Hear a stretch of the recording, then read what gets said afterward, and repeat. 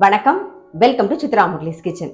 இன்னைக்கு என்ன பார்க்க போறோம்னா வெந்தய சாம்பார், வெண்டைக்காய் கறி. இதுதான் நம்ம இன்னைக்கு பண்ண போறோம். இப்போ வெயில் காலம் அப்படிங்கிறதுனால வெந்தயம் அடிக்கடி சேர்த்துக்கிட்டிங்கன்னா உடம்புக்கு வந்து குளுமையா இருக்கும். நீங்க வெந்தயத்துல சாம்பார் கூட பண்ணலாம்.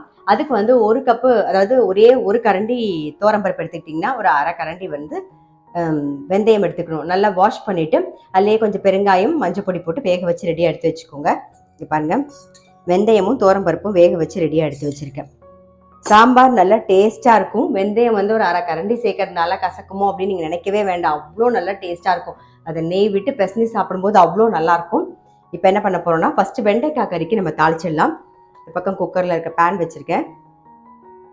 எண்ணெய் விட்டுப்போம். கொஞ்சம் கடுகு, உளுத்தம்பருப்பு, நம்ம கட் பண்ணி வச்சுருக்கிற வெண்டைக்காய், அது கூட கொஞ்சம் கருவேப்பிலையும் கட் பண்ணி வச்சுருக்கேன், அதையெல்லாம் சேர்த்துலாம்.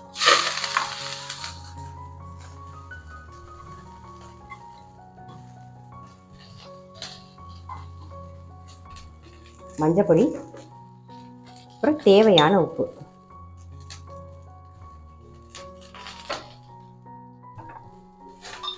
இதெல்லாம் நல்லா மிக்ஸ் பண்ணிவிட்டு மூடி வச்சுருவோம் சிம்மில் வச்சு. வெண்டைக்காய் நல்லா வேகட்டும். அதுக்குள்ளே இந்த பக்கம் வந்து நம்ம வெந்தய சாம்பாருக்கு தான் ரெடி பண்ணிக்க போகிறோம். வெந்தய சாம்பாருக்கு தான் போடணும்னு பெருசாக அவசியம் கிடையாது. அப்படி நீங்கள் விருப்பப்பட்ட சின்ன வெங்காயம் கூட சேர்த்துக்கலாம். இந்த பக்கம் மூடி வச்சுருவோம். வெண்டைக்காய் வேகட்டும். அதுக்குள்ளே வெந்தய சாம்பாருக்கு கொஞ்சம் எண்ணெய் விட்டுக்கலாம். எண்ணெய் கொஞ்சம் காயட்டும்.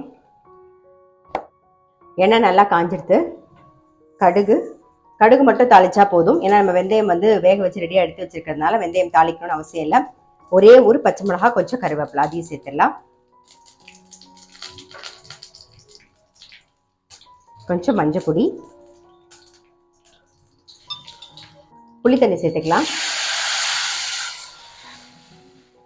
நல்ல ஒரு நெல்லிக்காய் சைஸில் புளி வந்து, கொஞ்சம் பெரிய நெல்லிக்காய் சைஸில் புளி கரைச்சி வச்சுருந்தேன். இப்போ அதை சேர்த்தாச்சு. சாம்பார் பொடியும் சேர்த்துருவோம். நான் நல்லா ஒரு 3 டீஸ்பூன் வந்து சாம்பார் பொடி சேர்க்குறேன்.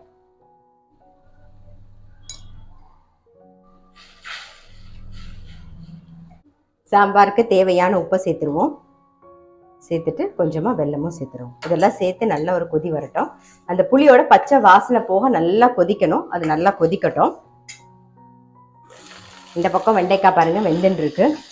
அதை ஒரு வாட்டி கலரி விட்டுடலாம். இன்னும் கொஞ்சம் வெந்ததுக்கு அப்புறமா ஓப்பன்ல வச்சுக்கலாம். சாம்பார் நல்லா கொதிச்செடுத்து, ஆமா புளி தண்ணி நல்லா கொதிச்செடுத்து நம்ம வந்து வேக வச்ச பருப்பும் வெந்தயத்தையும் சேர்த்துடலாம்.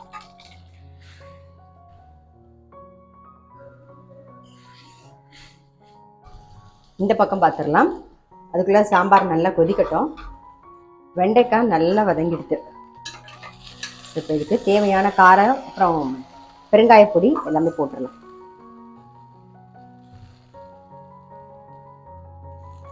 பெருங்காயப்பொடி சேர்த்துக்கலாம்.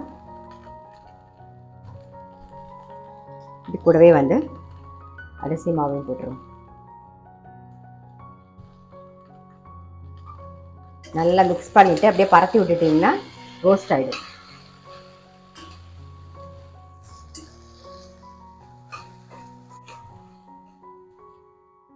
சாம்பார் நல்லா கொதிச்சிடுது. கொத்தமல்லி சேர்த்துடலாம். அவ்வளோதான், நம்மளுடைய வெந்தய சாம்பார் ரெடி. ஆஃப் பண்ணிடலாம். அந்த பக்கம் பாருங்கள், வெண்டைக்காய் கறியும் வந்து ரோஸ்ட் ஆகிட்டு இருக்கு. நம்ம அப்படியே சிம்மில் வச்சுட்டோம்னா சாப்பிட்ற வரைக்கும் அப்படியே ரோஸ்ட் ஆகிட்டு இருக்கட்டும். அவ்வளோதான், முடிஞ்சது. இன்றைக்கி ரெசிபி பார்த்துருப்பீங்க, வெந்தய சாம்பார், வெண்டைக்காய் கறி.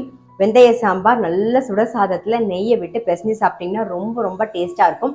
நான் சொன்ன மாதிரி வெந்தயம் கசக்குமோ நினைக்க வேண்டாம். இப்போ வெய்ய காலம் அப்படிங்கிறதுனால கொஞ்சம் வெந்தயம் குளுமைன்னு உங்கள் எல்லாருக்குமே தெரியும். அதனால் எதெல்லாம் சேர்க்க முடியுமோ சேர்த்துக்கலாம். சில பேர் வந்து காலையில் வந்து ஒரே ஒரு ஸ்பூன் வெந்தயம் ஊற வச்சு சாப்பிடுவாங்க. அந்த மாதிரியும் பண்ணலாம். இந்த மாதிரி சாம்பாராக பண்ணிட்டீங்கன்னா சுத்தமாக தெரியவே தெரியாது கசப்பு. அவ்வளோ நல்லா டேஸ்ட்டாக இருக்கும்.